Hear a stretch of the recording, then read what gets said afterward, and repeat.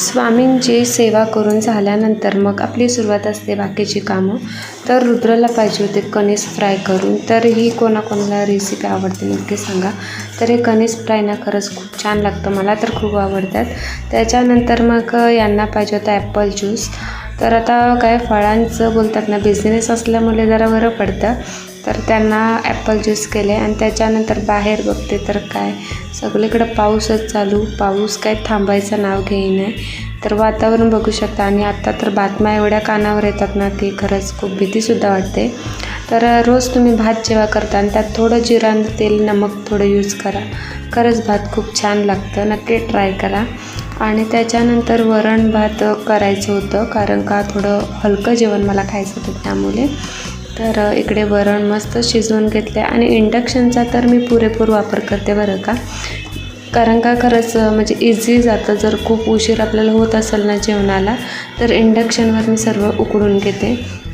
इथे सर्व सामग्री आणि माझा अवतार असं बघू शकता. तुम्हाला असं वाटत असेल की नक्की काय झाले मला, तर नाही, काही कामाचं लोडिंग जास्त, थोडं टाईम पण स्वतःसाठी भेटत नाही त्यामुळे.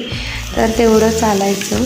तर आज करणार आहे मिरचीचा ठेचा. माझा संपला होता, कारण का फोडणीसाठी ना जर असेल ना तर खरंच उपयुक्त ठरतं. आणि बटाट्याची भाजी किंवा एखादी उसळ वगैरे करायची असेल आणि ठेचा असंच आपण दहीसोबत खाल्लं ना तरीसुद्धा भाकरी, ठेचा वगैरे खरंच खूप छान लागतं. नक्की ट्राय करू शकता.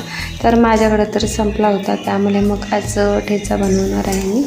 आणि अगदी सोपी रेसिपी आहे. काही जणांना तर माहीतच नसते बरं का, पण एवढ्या काही सोप्या रेसिपी असतात. तर ही छान भाजून घेतल्यानंतर छान अशी बोलतात ना देशी कोथिंबीर त्यात यूज केली मी.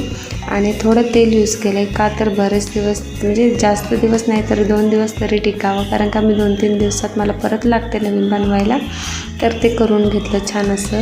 आणि ही छोटी डबी मी आईकडे गेली होती तेव्हा घेऊन आले. तर 10 रुपयाचीच आहे, खरी पण खूप महत्त्वाची. आणि त्याच्यानंतर हे निघाले तर थोडं आमचं चाललं.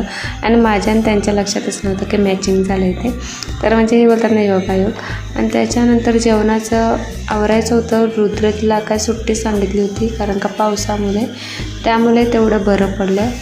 तर इथे फ्लावरची भाजी पण बघा.